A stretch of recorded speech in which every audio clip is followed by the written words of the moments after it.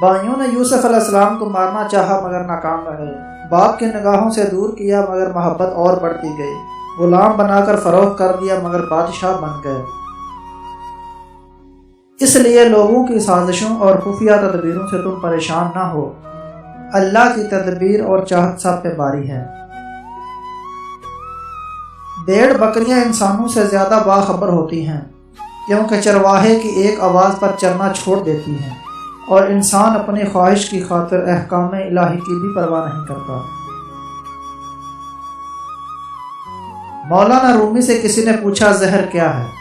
ہر وہ چیز جو ہماری ضرورت سے زیادہ ہو زہر ہے، جیسے قوت، اقتدار، دولت، بھوک، لالچ، محبت، نفرت۔ مجھے عاجزی میں وہ مزہ ملا کہ جو غرور تھا نکل گیا۔ یا اللہ تیری کرم کی ایسی ہوا چلی کہ میں گرتے گرتے سنبھل گیا۔ جن کو یہ علم ہو جائے کہ اللہ پاک بہت غور سے سنتا ہے تو پھر وہ اپنی کہانی کسی اور کو نہیں سناتے۔ اگر ہم سے غلطی ہو جائے تو ابلیس کی طرح دلیر نہیں ہونا چاہیے، بلکہ معافی مانگ لینی چاہیے، کیونکہ ہم ابن آدم ہیں، ابن ابلیس نہیں۔ اپنی انا کو کسی ایک شخص کے سامنے ختم کرنے کا نام عشق مجازی ہے، اور اپنی انا کو سب کے سامنے ختم کرنے کا نام عشق حقیقی ہے۔ جب رب راضی ہونے لگتا ہے تو بندے کو اپنے عیبوں کا پتہ چلنا شروع ہو جاتا ہے، اور یہی اس کی رحمت کی پہلی نشانی ہے۔ حاصل اور لا حاصل کے دائروں میں سب گم رہے ہیں۔ حاصل کی ناقدری اور لا حاصل کی حسرت ختم ہی نہیں ہوتی۔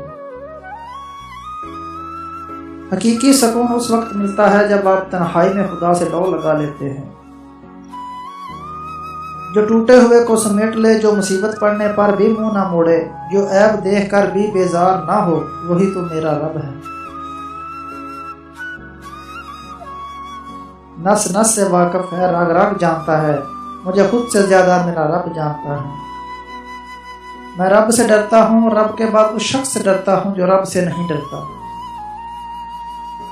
خوش قسمتی یہ نہیں ہوتی کہ آپ کی زندگی میں کوئی دکھ نہ آئے، ایسا تو ممکن ہی نہیں۔ خوش قسمتی یہ ہے کہ جب بھی کوئی دکھ ملے، ایک کندھا ہو جس پہ سر رکھ کر ہم رو سکیں، ایک انسان ہو جس کے سامنے ہم اپنی کہانی بیان کر سکیں، اور ایک رشتہ ہو جو ہمارے ساتھ خود بھی آنسو بہاتے ہوئے ہمیں سینے سے لگا لے۔